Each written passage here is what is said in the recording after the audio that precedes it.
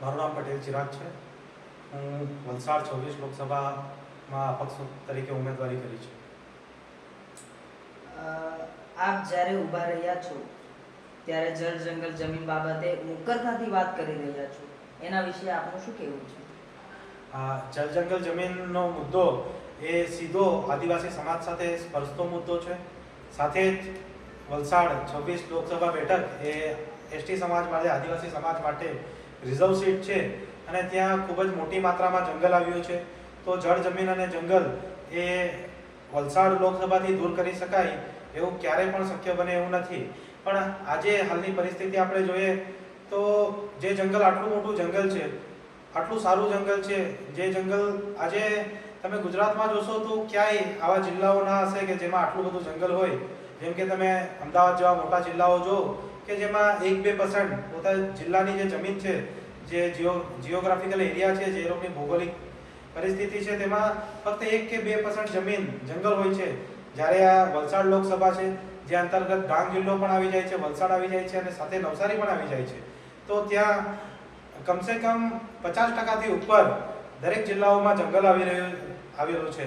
અને સાથે જ આપણે વાત કરીએ જ્યારે જંગલ જમીનની, તો ભારત સરકાર દ્વારા જ્યારે વન અધિકાર અધિનિયમની વાત કરવામાં આવે અને જ્યારે બનાવવામાં આવ્યું હતું, તો ત્યારે FRAમાં આપણને 2 પ્રકારના રાઇટ્સ આપવામાં આવ્યા હતા. આમ તો ઘણા રાઇટ્સ આપવામાં આવ્યા છે આપણને, પણ આપણને એક વ્યક્તિગત દાવાઓની મંજૂરી હતી. જે વ્યક્તિગત દાવાઓ આપણે 4 હેક્ટર સુધી માંગી શકતા હતા. અને બીજું હતું એક સામૂહિક વન અધિકાર, કોમ્યુનિટી ફોરેસ્ટ રાઇટ એક્ટ. તો જ્યારે આપણે વલસાડ જિલ્લાની વાત કરીએ તો કોમ્યુનિટી ફોરેસ્ટ રાઇટ એક્ટમાં 75,000 હેક્ટર જેટલી જમીન ફક્ત ને ફક્ત વલસાડ જિલ્લાને મળી છે. 20,000 હેક્ટર જેટલી જમીન ડાંગ જિલ્લાને મળી છે. 31,000 હેક્ટર જેટલી જમીન નવસારી જિલ્લાને મળી છે. તો આમ આપણે જોવા જઈએ તો જે વલસાડ લોકસભા વિસ્તારના અંદર જે જમીન આવી જાય છે, જે જંગલ આવી જાય છે, તે ટોટલ કમસે કમ 1.5 લાખ હેક્ટર જેટલું જંગલો આવી જાય છે. અને જે સામૂહિક વન અધિકાર હેઠળ અહીંના આદિવાસી સમાજને મળ્યું છે, અહીંના લોકોને મળ્યું છે, ગ્રામસભાને મળ્યું છે. પણ શું આ વલસાડ જિલ્લાના 75,000 હેક્ટર જમીનમાંથી શું આદિવાસીઓને કોઈ ફાયદો થઈ રહ્યો છે? શું એમને કોઈ ઉપજ મળી રહી છે?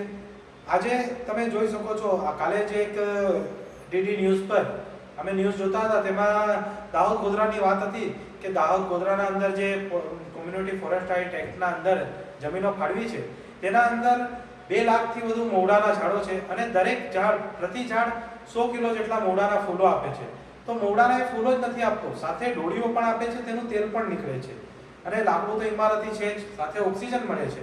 તો જ્યારે ત્યાં ફક્ત 10,000 હેક્ટર જેટલી જમીન ફાળવી છે અને જો તેમાં 2 લાખથી વધુ મવડાના ઝાડ હોય, તો વલસાડ જિલ્લાના 75,000 હેક્ટર ફોરેસ્ટ કોમ્યુનિટી રાઇટ એક્ટમાં આપણને કેટલા ઝાડ જોઈએ? શું એમાં 1 હેક્ટરમાં 2 ઝાડ ના હોઈ શકે? શું તમે માની લો આજે કે આપણા પાસે 75,000 હેક્ટર જમીન છે, તો આપણે એમાં 1 હેક્ટરમાં 10 મવડાના ઝાડ રોપી શકીએ છીએ, 10 કાજુ રોપી શકીએ છીએ, 10 કેરીના ઝાડ રોપી શકીએ છીએ.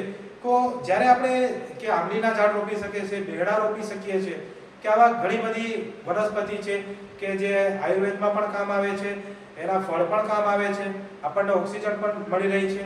તો એવા જે કામો છે તે આપણું જોવામાં જ્યાં સુધી આવ્યું છે તે ત્યાં સુધી આજ સુધી કોઈ પણ સરકારે એના પર કોઈ કામ કર્યું નથી.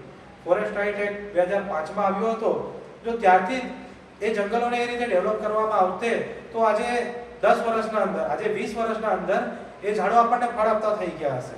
આજે તમે જોજો કે અહીં ફક્ત 1-2 વીઘાની વાડી હોય તો તેના અંદર તમે 1.5 લાખથી 2 લાખ રૂપિયાની ઉપજ આરામથી લઈ શકો છો. તો જ્યારે તમારી પાસે ફોરેસ્ટ રાઇટ એક્ટના અંદર આટલું મોટું જંગલ પડ્યું છે, તો ત્યારે એ જંગલનો સદુપયોગ કેમ નહીં? ડિસિઝન ન્યૂઝના બીજા વિડીયો જોવા માટે ચેનલ સબસ્ક્રાઇબ કરો અને બેલ આઇકન બટન પર જઈ ક્લિક કરો. સ્વતંત્ર અને આઝાદ પત્રકારત્વની મદદ કરવા નીચે આપેલા થેન્ક્સ બટન પર જઈ ક્લિક કરો. મદદની કિંમત નિશ્ચિત કરો અને ડિસિઝન ન્યૂઝની આ સફરમાં અમારા સાથી બનો.